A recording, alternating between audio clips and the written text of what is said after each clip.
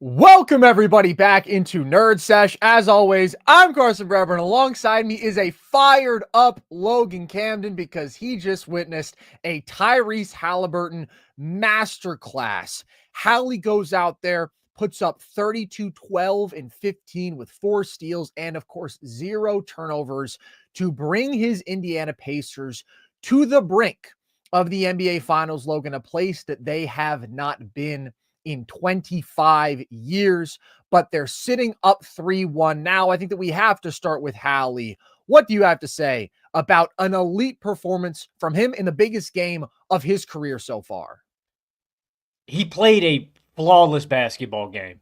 32, 12, and 15. It's something that they flashed up on the broadcast. Only Oscar Robertson and Nikola Jokic have done that in a playoff game in NBA history.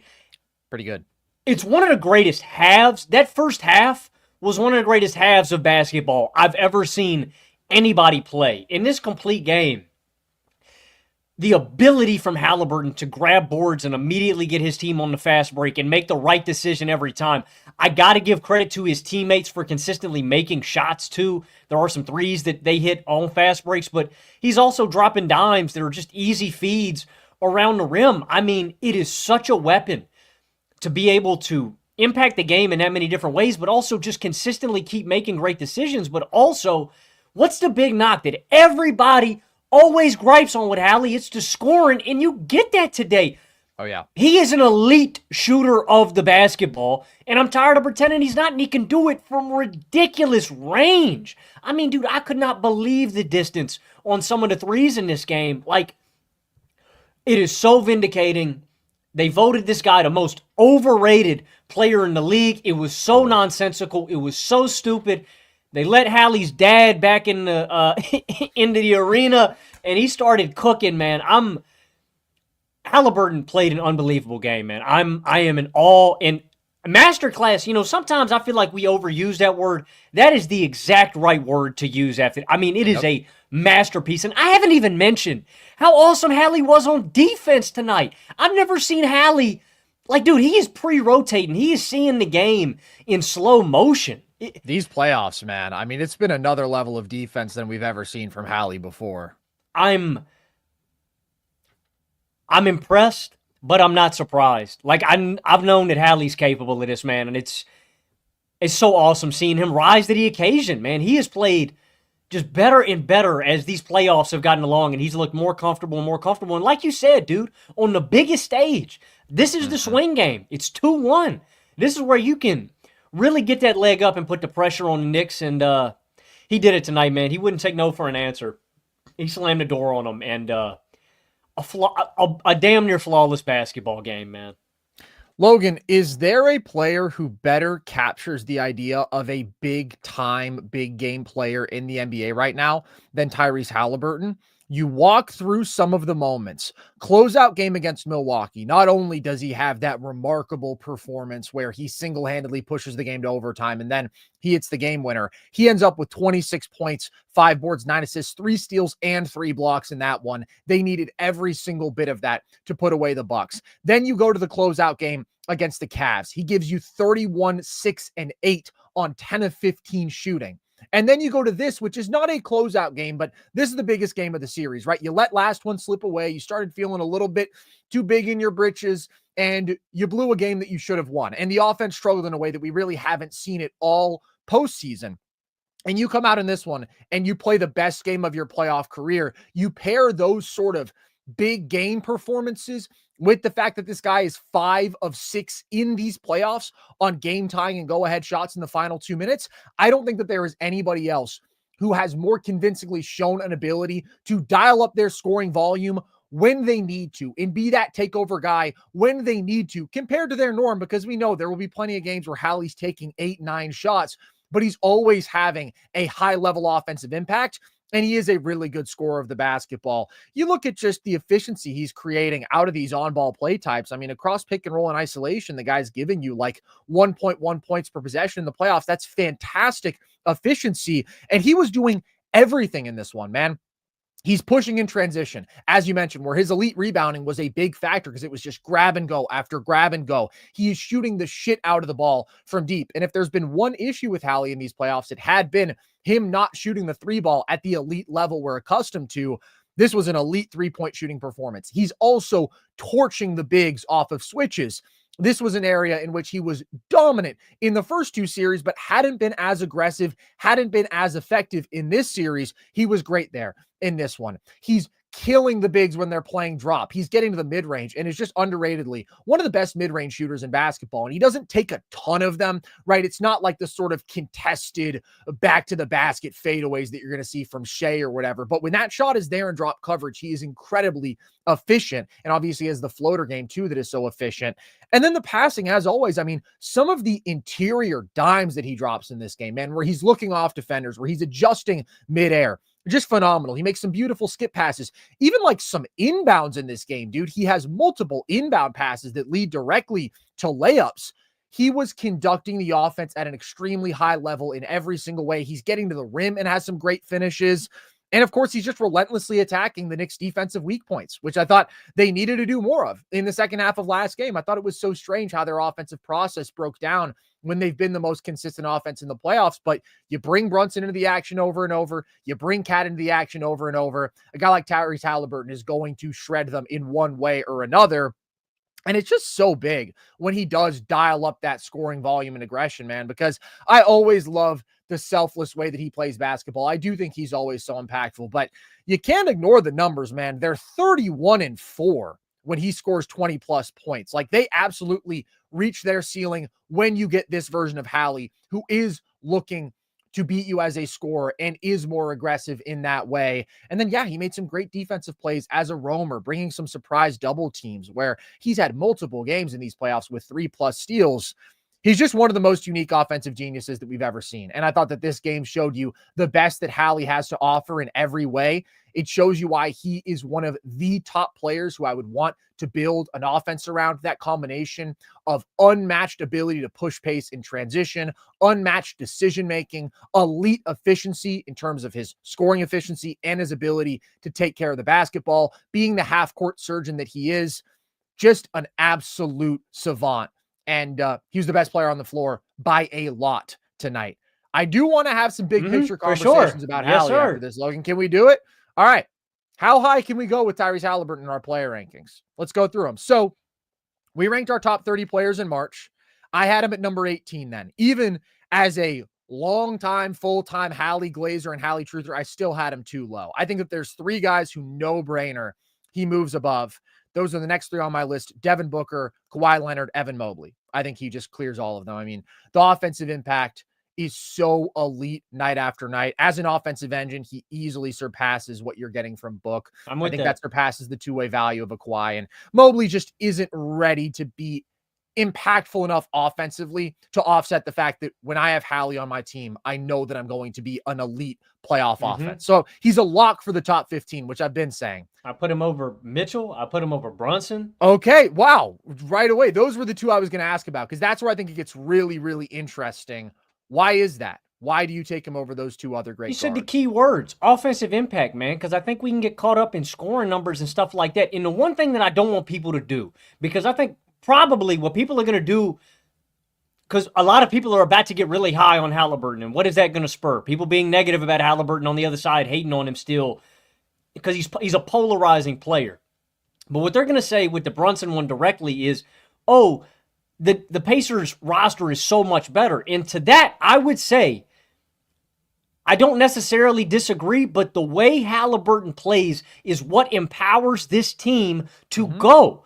And so it's like, if you take Haliburton out, they're not this great offensive seamless unit. Like, they're a good basketball team, but Haliburton is the guy that bumps them into this upper echelon. And I think what he has, his skill set, is just so valuable to team offense. His fundamental unselfishness. He might be the best decision maker in basketball. Like, and that's with some great playmakers. Like, I would include like Jokic in that too.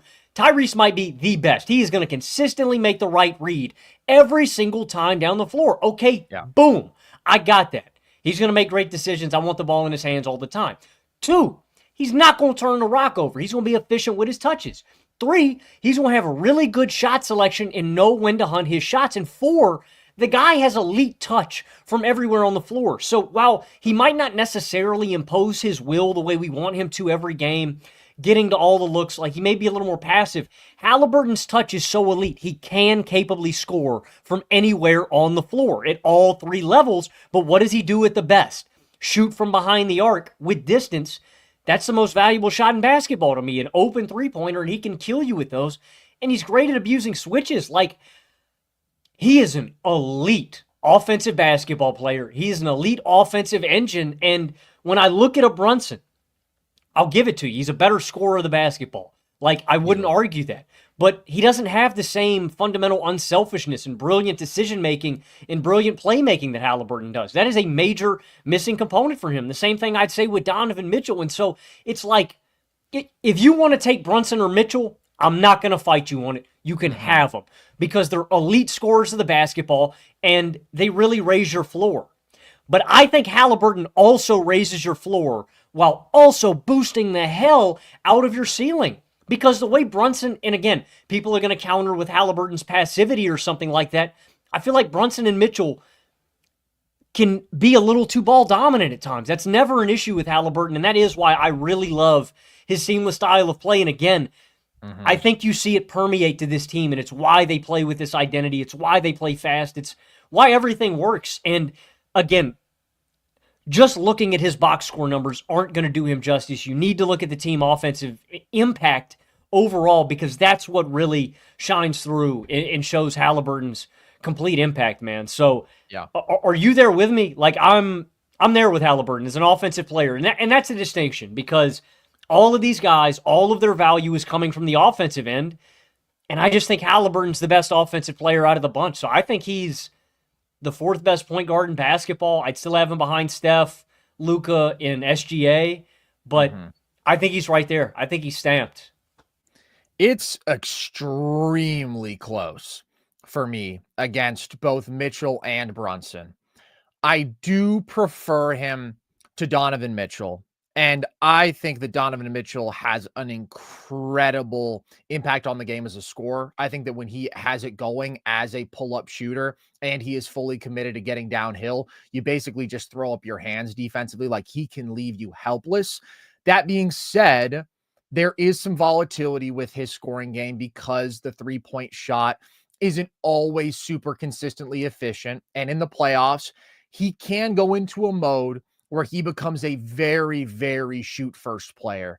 And he isn't necessarily the most trusting of his teammates. And although he's a very gifted passer, he's not always a good decision maker, and he's not always a super impactful playmaker because of that. And I do think that there are certain things that Hali just does automatically that aren't even necessarily like hard skills. It's just the way that he approaches the game that makes his team's offenses significantly more effective. Like the fact that this guy is the best hit-ahead passer in basketball, the fact that he is the most aggressive looking to push pace makes such a huge difference, bro. Indiana is the best transition offense we've seen in a long time, in my opinion. I mean, they are the most productive. They are the most efficient transition offense in these playoffs. That's a Hali thing. Like, yeah, there are guys who are good athletes running the floor around him, but for the most part, it's his ability to consistently get things going in transition offense that makes life easier on the whole team offense. I also think the elite off-ball value that you're getting from him is a total separator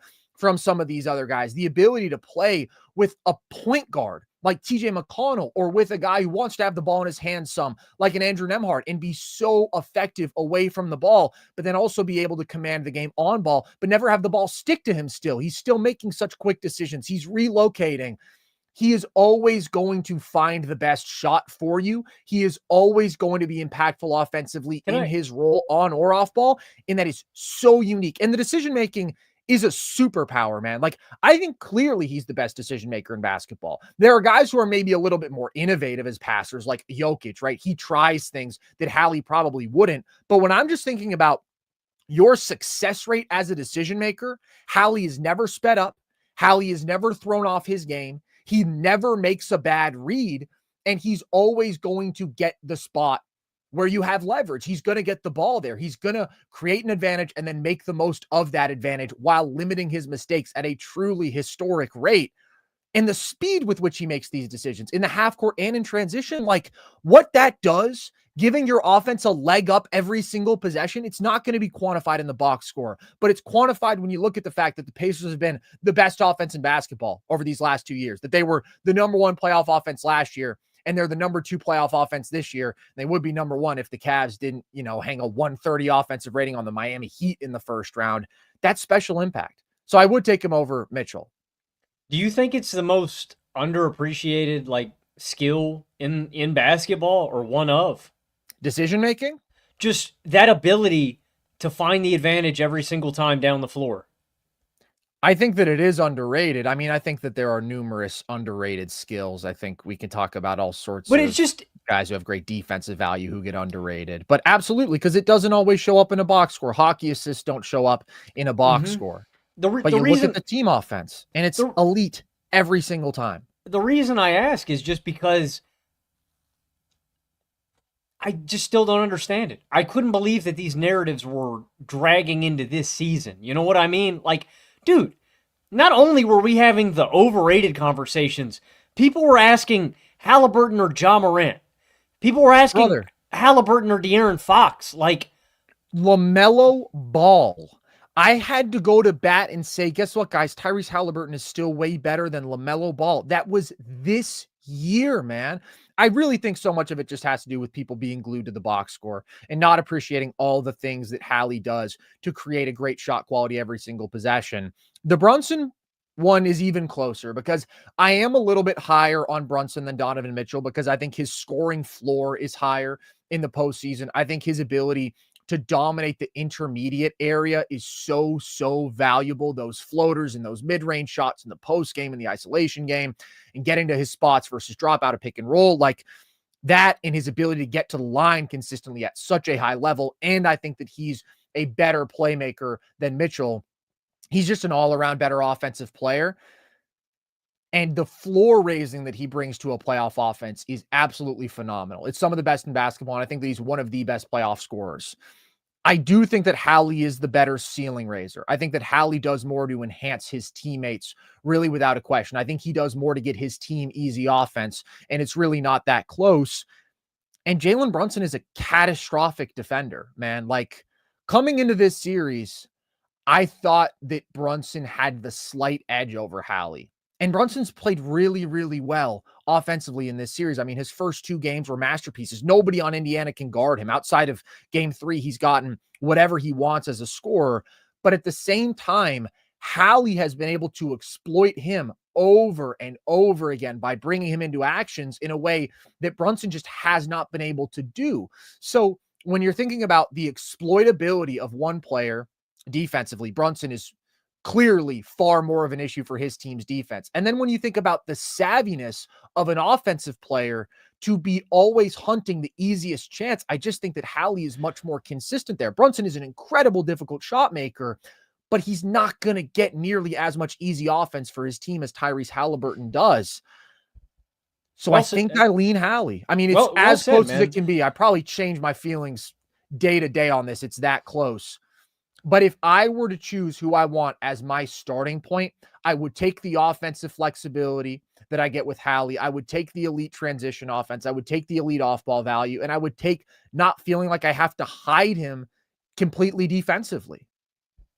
I think you said it succinctly, man, really well. I just trust him to get those advantages for my team. The ball doesn't... New York's offense, and we've seen it, man, can stagnate a little bit. Haliburton gets everybody involved, and I think that has gotten a little bit overblown at points in this series, but psychologically, man, everybody's eating, everybody's included. You know what that does on the defensive end? Everybody wants to play. I know it's cliche, but it really is true, man. When you're having fun and when you have a guy like that on your basketball team that you trust to get you to rock, you're going to play hard for him, man. Why did the Indiana Pacers love this guy? Because, one, he's a great player, but he feeds them.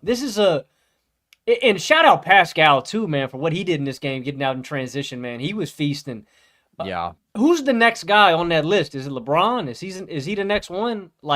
Healthy Zion.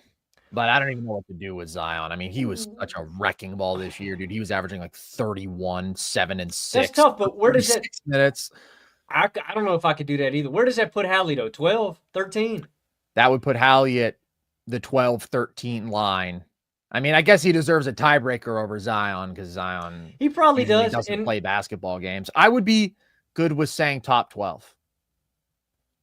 But I can't put him higher than that because then we break into the tier where it is LeBron, LeBron. Wemby, KD, Yeah, Ant. I don't. Well, actually, exactly. I'd have Ant probably a little bit higher than that. But yeah, Oh, I know you would. in that tier. I know you'd have Ant a little higher. No, I still think a couple of those guys you named are better than Ant, such as KD, such as Wemby. But honestly, LeBron is probably number 11 for me right now. And I do still think his ability to impose himself physically on the game is so valuable, and his ability to have a plus defensive impact when he wants. It is LeBron. But I do feel comfortable with Hali at 12. I do want to talk about Indiana overall. I just think they are a very deserving NBA finalist. Since January 1st, they're 41-12 when Hali plays. They have the best record in the East since January 1st. Better than Boston, better than Cleveland. Like, people have always done this thing where they try to downplay Indiana. This is no fluke, man. We're talking about a 50-plus game sample size where they are a top 2 team in basketball. This offense is unquestionably the most consistent in basketball. They went out there, they beat the Cavs, and yes, the Cavs had some injuries. And when their guys got back, they weren't 100%, but that Pacers team was still wildly impressive in that series. And I mean, they've just been decisively better than everybody. They've been decisively better than this Knicks team that beat a Boston team that clearly had some major flaws in this postseason. Indiana's 11-3. They've been the best offense in the field. And I'm very, very excited to see them in the NBA Finals because they are going to get there. I know they have to win one more game, but they're just way better and they're up 3-1. They are. I'm feeling for my pick-a-side brothers in New York, specifically Joel. I know he's got to be devastated right now, but I am excited for Indiana. And specifically, dude, it's hard for any team if you don't have the right personnel to defend Indiana and to keep up with them. Like, they're up-tempo, always in transition style of play. It's really hard to play that way. And I thought you saw that in this game with the Knicks, where Van Gundy brought this a little bit up on the broadcast, but it's almost like you're playing into their hand a little bit, that pace, and you're just not cut out for it. It's hard when, like, even though the Knicks were getting out in transition and scoring and hanging with them, it's like you're playing their brand of basketball. Like, you're not forcing them to change. You're just hanging with them. And for any team against Indiana, I do think OKC's a little bit different because I do think they have the personnel to hang. But if you don't, it's tough, man. Like against Cat, against Mitchell Robinson, anytime there's a long rebound and Hali can get out there, this team flies up and down the court. And that identity is really hard to stop if you don't have the guys. I'm super excited for Indiana, Carson, for a lot of reasons. One, just because I think they're one of the most fun teams to watch in basketball. I think it's good for the sport. But I kind of like the smaller markets getting in, man. It's really encouraging to me about the future of basketball, the viability of some of these franchises in these smaller markets, and just what you do. Now, Indiana, I do think is a bit of an exception to the rule, just because this organization has been so good at staying competitive and staying relevant and finding diamonds in the rough and undervalued pieces. Like, to trade a guy like Sabonis for Haliburton was such a genius deal. But I think it's good for the sport of basketball, man. I know some people are disappointed that we don't have these really big brands and stuff like this, but Bro, I'm excited. I'm excited for Indiana, man. They play damn good basketball. If you're disappointed that we don't have big brands, what are you, an investor in the NBA, bro? Who cares? People want Knicks, Lakers. People want, I don't know, man. Who cares, bro? I want to see the 2 best basketball teams, and we're going to get the 2 best basketball teams. Indiana's great. I do think that they're one of the best offenses that we've seen in a long while. Like, these are back-to-back years where they've been top 2 playoff offenses. And that's why the second half of game 3 was so weird, like that they were that out of rhythm. And the Knicks definitely stepped it up defensively.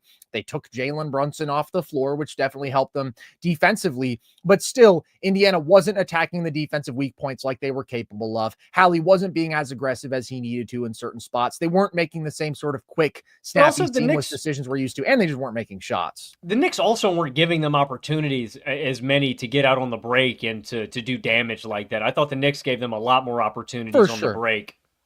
Oh, absolutely. I mean, it's another dominant transition performance from Indiana. And I really think that this is probably the best transition offense we've seen since the 7 seconds or less Suns. Like last year, Indiana was number one in transition points per game. They were number one in transition frequency. This year, they're number one in transition efficiency, and I think that they're going to be number one in transition points per game after this one. The numbers haven't updated, but they were getting out in transition over and over again in this one. And like they're doing it off of made baskets, man. They just push at a different level than anybody else. I do think that Siakam deserves credit there. I thought that he has been great in transition this entire series, but he's also torching Cat, getting to the mid-range. He's bullying Mikal Bridges, shooting over him off of switches, and he made some huge threes off the catch. So he really is such a valuable second offensive star for this team.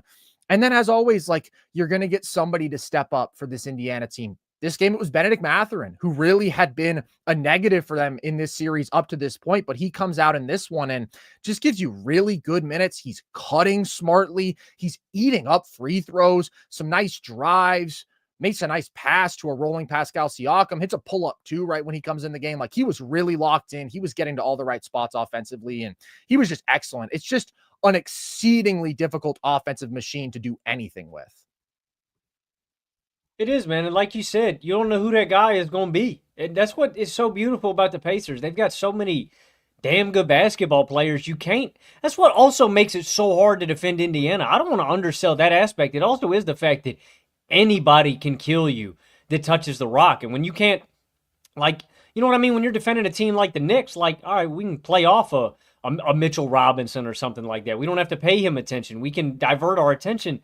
Indiana doesn't give you that luxury. Unless Tony Bradley's on the court, that's the one exception, which is still so strange. I cannot believe that's happening. But I'm shocked. I'm just so surprised that Indiana's done this, man. They've been underestimated, and even I underestimated them, man. Yeah, You're shocked?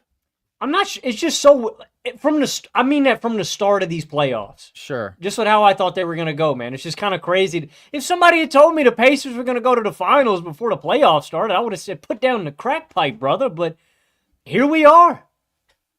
Yeah. I mean, they're just that good, dude. Like, there's nothing weird about it at this point. I think it's been very clear since, obviously, but it's like I can shit see themselves and the Cavs got a little banged up. Like, they've just clearly been the best team in the East now for a couple weeks. I mean, it's been clear. And you're right. I didn't see it coming into the playoffs. But it's been clear for a while now, and they deserve this. They do. The one thing I want to add about Haliburton, the reason that I think that this team long term isn't going anywhere is because of him. Is because I think as long as you can keep him and Siakam, and I don't want to disrespect any of the guys on the depth, all of them are great. But those guys, you're going to be able to find, because you're going to lose some guys to free agency. Some guys are going to get paid elsewhere. Just natural roster turnover year to year. I really like the foundation that Indiana has, and I think that the other changes are going to be relatively interchangeable for this team to stay competitive. Yeah. Because of how easy Tyrese makes everybody else's job. Absolutely. I mean, year after year, this is an offense that you can bank on as being up there for the best in basketball, because like truly who around him is irreplaceable, man. Like they have guys in good archetypes, right? I would say Pascal ball handler. Pascal, absolutely, with his value as a mismatch attacker, what he does in transition, being able to shoot off the pop and off the catch. That being said, Logan, do you remember which offense was historically great and was the number one offense in basketball before they traded for Pascal Siakam last year? Like absolutely, he took them up a level. But Hali had those boys as the number one offense in the league anyways for half of the year. Miles Turner's in a nice archetype as a pick and pop big. I think pairing Hali with a pick and pop big is just phenomenal. But there are certain guys who are absolutely maximized by playing with Tyrese Haliburton. An Obi Toppin, right? That's a guy whose play finishing, his transition finishing is maximized. A guy like Aaron Nesmith, right? Just the quality of shots that he's getting off the catch. Everybody is enhanced. Everybody is made better. There's only one TJ McConnell, Logan. You'll never find another guy like that to be your bench point guard. That's just a special honky right there. But absolutely, I think that the Pacers' success is very sustainable, especially with their improvement defensively. Like that's really when this team became a serious title contender. As good as they were last year, that team was not capable of winning it all because their defense just wasn't nearly good enough. With their improved ball pressure, with just a collective buy-in of everybody, Pascal Siakam, Tyrese Haliburton, Miles Turner, I think, defending at a level that is above what we've seen from him in previous years. And then really it's the guards at the point of attack. It's Nembhard, it's Nesmith, it's TJ McConnell with their ball pressure. They've really dramatically improved on that end. And you pair that with an offense that is the best in basketball. Really, really tough to beat. I did like a defensive adjustment that we saw from Indiana in this one, which was doubling Cat and Brunson some more. Still maybe not as much as I would have liked, but I think it was just very clear that like they couldn't guard either of those guys in single coverage. And so I thought that it was smart to put pressure on them, maybe force some turnovers and then force guys around them to make plays. I thought that they had a lot of success when they were sending doubles. And if anything, I'd like to see that more in game 5, just because Miles Turner doesn't have a prayer of guarding Cat. And again, as much as I like Nesmith and Nembhard, they really can't make Brunson uncomfortable, but the doubles are a good strategy. Still, at the end of the day, I mean, the Knicks offense, you got to feel good about. The Knicks offense this whole series, you have to feel good about. The problem is that they couldn't get a stop and their defense never had a chance. Like the Knicks have defended well for 1/2 in this series, and they have been food for 3.5 games. Carson, what was the title of the video you did on the Pacers? The Knicks cannot guard the Pacers, and they can't. They were able to guard them for 1/2, and that's it, man. Other than that, Indiana has gotten whatever they wanted, and I do think that, like, you have to acknowledge this Indiana offense is a machine. I've said it a million times this episode, but it's the best offense in basketball. That being said, life has been a lot easier for them in this matchup than in any other. And I do think that that is pretty damning for the Knicks. And it's just been the story of the series for them. You can't hide Brunson and Cat both at once. And they're both just getting destroyed in this matchup. Their best minutes had come when they went with Brunson off the floor and Cat on, or when they went with Brunson on the floor and Cat off. They make their big run in game 1 with Brunson off the floor, and Cat takes over the offense in that stretch. They close a majority of the fourth quarter in game 2 with Cat off, and they let Brunson carry. And then game 3, their big comeback happens when Brunson is off the floor and Cat is going crazy offensively. We've talked about this, but the defense has just been so disastrous with both them on the floor in all these playoffs. They have like a 120 defensive rating when they share the floor together. You're just not going to be able to get stops, and you're especially not going to be able to do it against Indiana. That's really, really concerning for New York long-term, in my opinion. And they just don't have answers on this roster. Like, Tibbs is going to take some shots from the public, and I think that he's made mistakes in this series for sure. I think it was dumb to come out and start with the double big lineup again in this game when you've seen that has not been a successful look. I mean, they're just way too slow, too easy to get past the bigs, too slow on rotations, too slow getting out to the three-point line to contest shots. And when Indiana was pushing off of New York's made baskets early in this game, it's because there's 2 centers on the floor. They're going at Karl-Anthony Towns. Pascal Siakam is going to be able to get right by him with a full head of steam. That was really, really not an effective look. They're just attacking the bigs over and over again. I don't understand why we didn't get more Deuce McBride. Deuce McBride plays 15 minutes. Like, they had won his minutes overall in this series. I thought that he was quite good last game. I think that he makes you more competitive defensively, and he brings you shooting offensively. That's a guy who I probably would have looked to. But at the end of the day, like, the Knicks just don't have depth. They don't have that many buttons to push. And if you're going to have Brunson and Cat on the floor at the same time, you have one of the worst defensive guards in basketball who can be exposed either off switches, or that little soft show that he does is not effective, or you're going against the worst pick and roll defensive big in basketball and Karl-Anthony Towns. Like, either way, it's just way too easy. And sometimes you can get both of them in the same action, and then it's just a buffet menu of whatever you want. That's a major problem for the Knicks, and Indiana exploited it to the max in this series. Buffet menu's pretty good, man. It is, bro. It's whatever you want. You want the pull-up midi, you want the floater, you want the pick and pop 3. You get whatever you want. You want the pull-up 3, it's there. It's all there. And you can get a bunch of it, too. You can get a whole helping of it. The Knicks have a defensive rating of 121.9 versus the Pacers in this series. You know what? And there's one more guy, too, man. You know what sucks is you're talking about Brunson and Cat. I didn't think Mitchell Robinson was good in this in this game. And, like, with Cat or without Cat, it's like, dude, when he got switched on to Hali was frying him on those perimeter switches.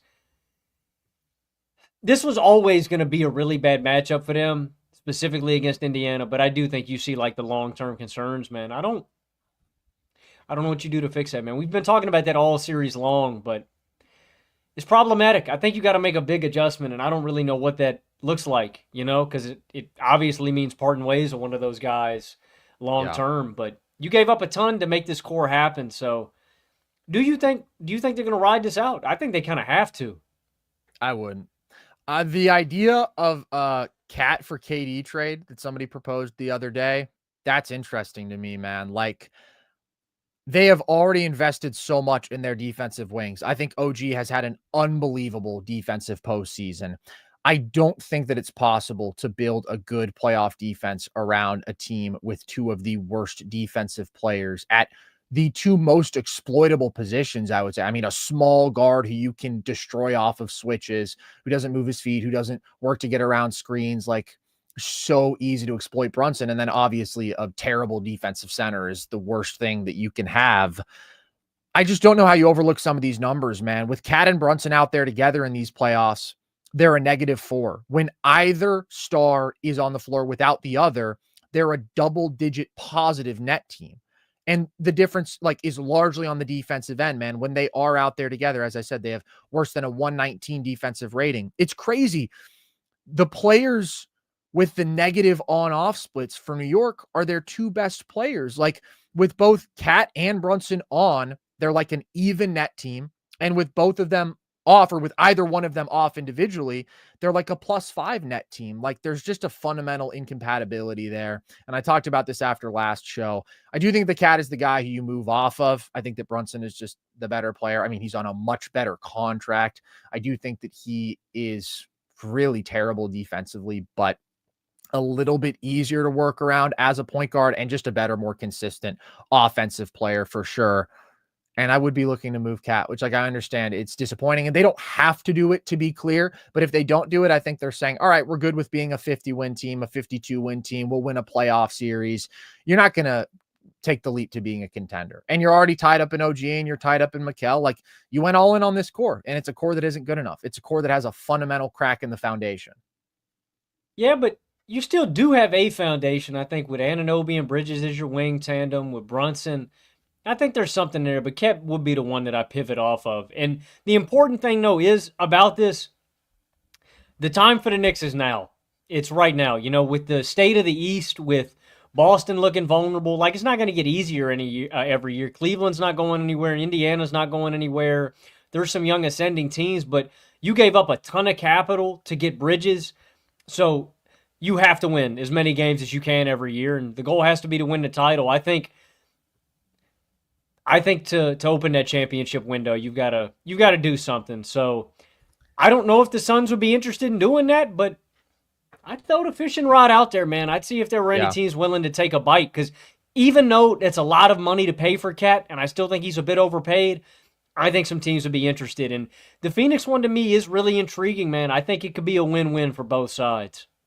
Yeah, and Cat's not the only guy, because maybe they don't want to trade him, right? I mean, realistically, they probably don't. Franchises just tend to sink their feet in when they invest big in a star, and that's what they did with Karl-Anthony Towns. Trading him after a year would be radical. I think it's more than justified, considering some of the stuff that we've seen. I mean, -5 on-off differential, right? The issues that he poses for you defensively in the playoffs, all that stuff is very real, especially when he is your core piece with Jalen Brunson. But there are other guys who I'd be willing to move off of. Josh Hart making north of $20 million for the foreseeable future. Does he really justify that contract? Like, yeah, he's a great offensive rebounder. Yeah, he plays with a lot of heart. Yeah, he pushes in transition well. Yeah, he's a solid playmaker. Even shooting the ball pretty well in these playoffs from deep. Like, he's still a very limited offensive player, and he's not a super high impact defensive player. So I don't know if he justifies that price tag. It's not a big contract necessarily, but it's a decent sized contract. Mikal, I mean, they've got one more year. They spent 5 first on him. They're going to go with him. OG, I would be committed to. I think that OG is fantastic. I think his defense this playoffs was top 10 level, and I think he's a good offensive player. I really like him.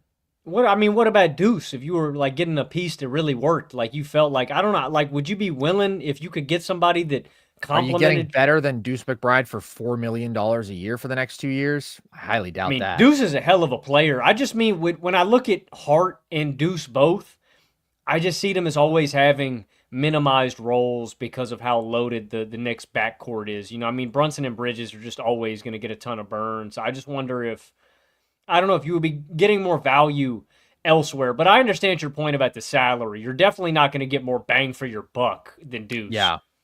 Yeah, that's why I think it would be really difficult for me to envision a deal where you want to move off of him. I do think that you have to have some frustrations with Mikal's offensive inconsistency. He had some great fourth quarters against Boston, but overall he's 15.8 points per game on 51% true shooting in these playoffs. Just lives on a really difficult shot diet, man. Lots of mid-range jumpers. Some of the leaning threes that he's taking late in this game, I didn't love. He's a really good shooter, but when he's not a super impactful defensive player, which he's not. He's a good defender, but overall, like Hali has been able to pretty much get what he wants against Mikal Bridges in this game, with the exception of the second half of game 3. Other than that, he's been very comfortable in that matchup.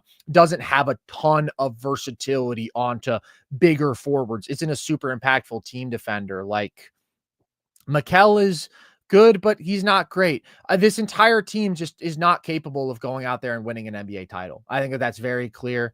I think that they did some really good things against Boston. I think they got some fortunate breaks with Boston playing the worst basketball that they have in years, and that's how they got to this point. But I think it would be crazy to look at this roster and say, yeah, we're good enough. Let's run it back. I also think it would be crazy to look at Tom Thibodeau and say, oh, he's the only problem. He's the thing holding us back. I would have zero problem with them firing him.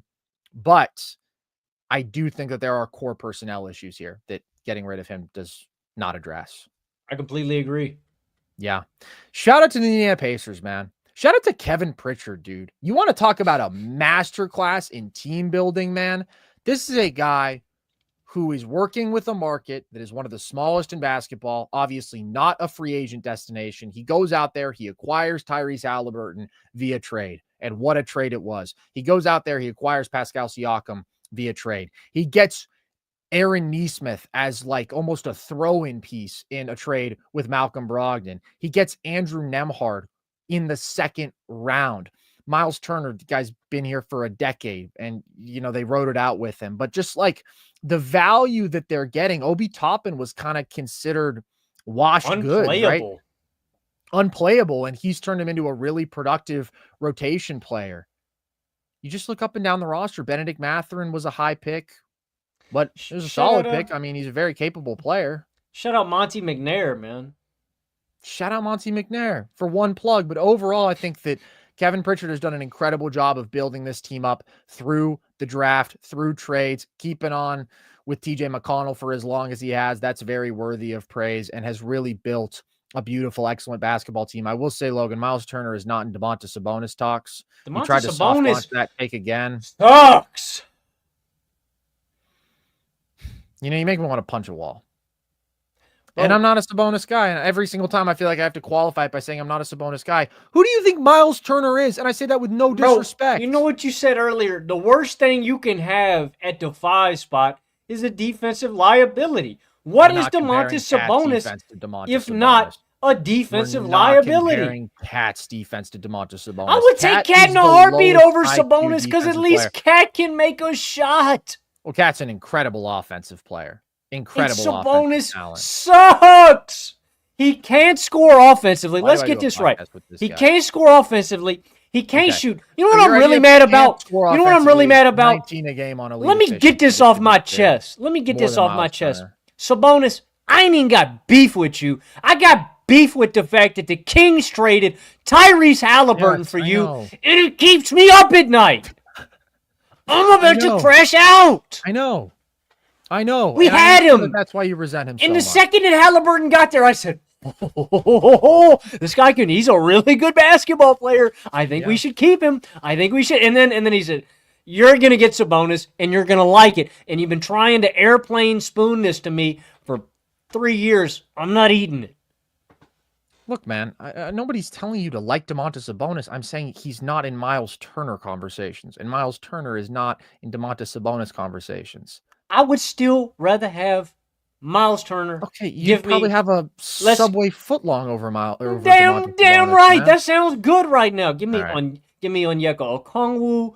All Give right. me We're done. We're not doing this. I can go for days. I know you can. We have some super chats to get to, though. Thomas, crazy that New York is better in this series without a certain point guard on the floor. Hashtag noticing. Logan, do you have anything to say about that? No comment. No comment. I mean, Thomas is cooking. Brunson plus minus in this series, minus 26.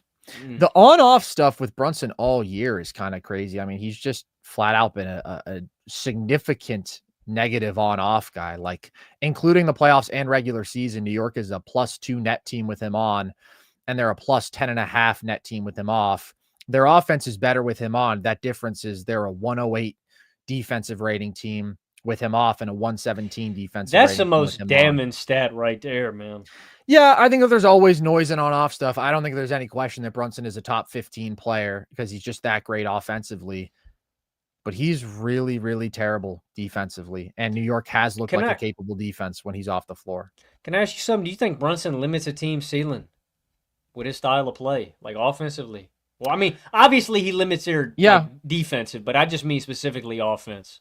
You know, man, there's been a lot of people saying like, oh, how crazy are people for saying that you can't win a title with Brunson as your best player?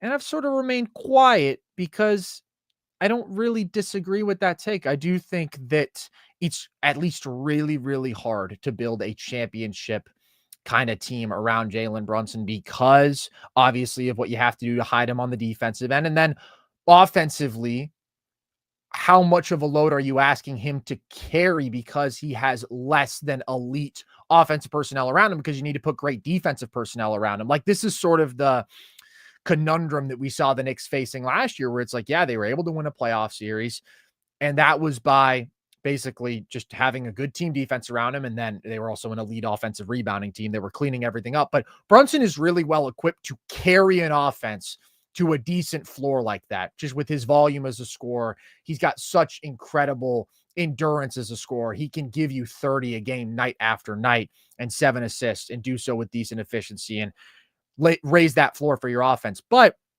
I do think there's a level of ball dominance. I do think that there's a scoring efficiency ceiling for him because he doesn't get a ton of easy stuff around the rim. He's a great 3-point shooter. He's still not one of the most high volume 3-point shooters. A lot of his work is done in the intermediate area, which I do like, but there is also a drawback to that. And him not being an elite playmaker, him playing with the ball in his hands as much as he does, I do think there are certain ways in which, yeah, he can be a bit of a ceiling limiter. If they do get a new coach in here, do you think that could the Knicks be better with a more offensive-minded coach that would try to get them? Because that's what's kind of been disappointing to me with Brunson in these playoffs is I thought he actually did a much better job this season. Not that he's always been like high volume off ball, but I thought he was really effective as an off-ball scorer. And that element of his game has kind of completely disappeared in these playoffs where he's reverted to old tendencies. And I get it, it's different. Regular season versus playoffs. You want your best player to have the ball in his hands more, but I thought Brunson was really good off the catch, was really good off screens, was better relocating. Like, I don't know. I do wonder if they got an offensive coach with a vision, if it could make them better. Again, like you said earlier, I still agree with you. I think they have core personnel limitations that are really hard to overcome defensively, but I wonder if their offense could improve if there was a deliberate system or a method to the madness, so to speak.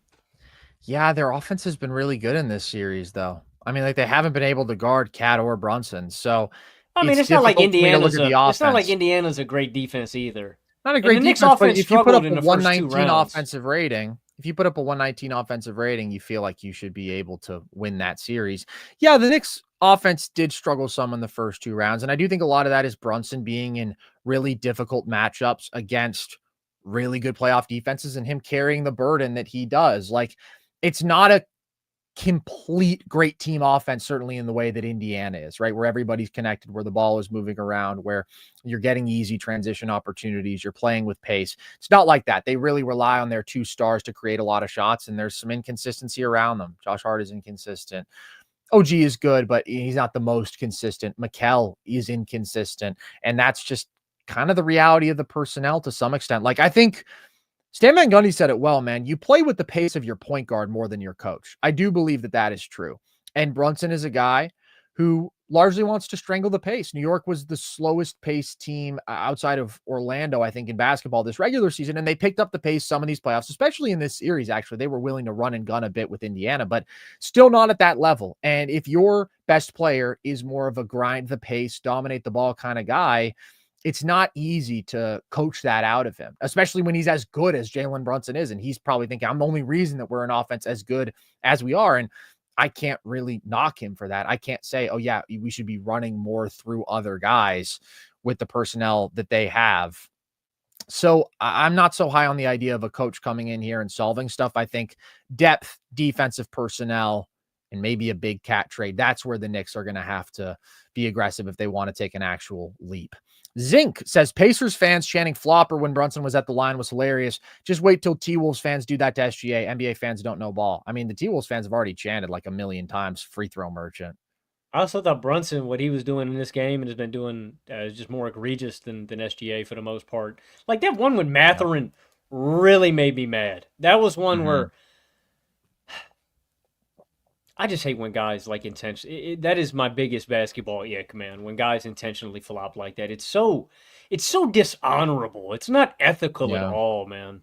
I was surprised that they didn't overturn the Obi foul early in this game, the one that Indiana challenged. Like, it's not a smart spot to use a challenge, but I thought Brunson hooked and discarded him. I did not think that was a defensive foul. I thought that was an offensive foul. I don't like making this like a big deal, but I know we were texting during the game. I didn't like some of the officiating calls in this game. The OG went on the putback under the rim. Oh yeah, that was definitely a foul. That was brutal. There were some numerous, and we were talking about this, but numerous Karl-Anthony Towns like offensive fouls that I mean, there's one where he just like bowls over Miles Turner. He just like shoulder checks Miles, and I mean, dude, just like a pretty aggressive forearm push off, and Miles Turner goes to the ground, and they didn't call anything. And I understand. I understand giving guys a little bit of grace, especially superstars. Like, you don't want Cat racking up a bunch of fouls. But I mean, if he's fouling guys, call him. Fouls. Like, I think that there have been several spots in this series where he kind of got a crazy favorable whistle because he was either in foul trouble or on the verge of being in foul trouble. Like in game 1, I think it was. Like, they just would not give him his 5th foul. In this one, they just would not give him his 3rd foul. Cat needs to find a way to get more under control. I mean, overall, he was pretty effective as a driver in this series. He is reckless, Miles Turner couldn't stay in front of him, but there's a lot of physicality. There's a lot of using the off arm. There's a lot of pushing off. There's just a lot of contact that he initiates on every drive. He's like a vending machine on roller skates. He is. He is like a vending machine on roller skates. Well said, Logan. Dom Jackson says, another trade, Cat to Pels for Murphy, Herb, and 7. That's interesting. That's pretty interesting. I mean, you get an elite shooting wing, very solid defensively. Freaking crazy in New Orleans. Yeah, that would be fun. No defense is being played. No defense is being played. No defense is being played, but I don't know, man. Until they get off of DeJounte Murray, I can't really take the Pelicans that seriously as a basketball team. And until Zion shows me that he can play half the games in a season. But for New York, I mean, how much does the 7th pick really do for you? I'd probably don't know, man. Move that. I like getting Murphy and Herb. I mean, that's a really good haul. That wing rotation is crazy. Would New Orleans give that up for Cat? That's the one thing I'm wondering. Yeah, I don't know if they would. I also don't know what New Orleans is doing. I mean, they did trade for DeJounte Murray, so who knows? I guess anything's on the table. Like, maybe they are just trying to compile high-end talent. I would want to keep Trey Murphy, though, man. I would want to keep Trey Murphy because he's on a good contract, too. He's on a very reasonable contract for how good he is. He's going to be better. next year with all the skill stuff that we saw him doing this Oh, he year, got man. way Like, better this year. I agree. I think he's going to continue to improve. He's on like a $28 million average value deal. If I'm New Orleans, I would want to keep that guy. But if we're just looking at it from New York's perspective, yeah, I think that would be awesome. 28 transition points tonight for Indiana, Logan. The numbers have come up. 28 transition points, a lot of those coming off of turnovers. I thought that was very significant. They dominated that. Talking about it, man, the teams that are dominating the transition battle and the turnover margin are OKC and Indiana, and here they both sit on the verge of an NBA Finals and an NBA Finals matchup that would just make me lick my chops, Logan. Oh, man. I won't speak about it yet, but that would be incredible if we got Pacers Thunder from the perspective of a basketball fan. Any final thoughts on this game, Logan? I mean, I guess I have to ask, is there a chance for New York to come back and win this series? No. I don't think the Knicks win another game. I think the Pacers probably finish this off next game. That's what my gut's telling me. Yeah, the Knicks definitely could win a game. I mean, all of these games have been very competitive, obviously. MSG hasn't been a home court advantage for them whatsoever, though. And to be fair, the only thing I was going to say is that Indiana won basically all of the closes to all of the quarters. Like, if New York just closed every... It's kind of funny saying, well, I mean, if they just ended every quarter better, they could have won. But the Pacers did go on a run basically at the end of every quarter, and I thought that was a big difference tonight. But, I mean, damn. You know, if they had played better in every single quarter, maybe they would have won. I can't rule out them winning another one, but I think the Pacers probably handle business. I just can't see them slowing down this machine, man. Like I said, 3.5 of the 4 games, it's been Indiana getting whatever they want offensively. I think that New York is probably going to go with Cat and Brunson for heavy minutes, and they've struggled to win those minutes all series. They've struggled to keep up in transition. They've struggled a little bit in the turnover margin. Indiana's floor and ceiling offensively are both just significantly higher, in my opinion. Andrew Nembhard hasn't even played well the last couple games. He has an opportunity to go off more. Siakam and Hali were both so great in this one. The bench is obviously an advantage for Indiana. I just don't see the path for New York. I don't see what they're going to find. Maybe you go with Deuce in the starting lineup, but maybe Tibbs isn't going to do that. Feels like, if anything, it'll just go back to Josh Hart, because he played Josh Hart 36 minutes in this game, even though I didn't think that he was very good.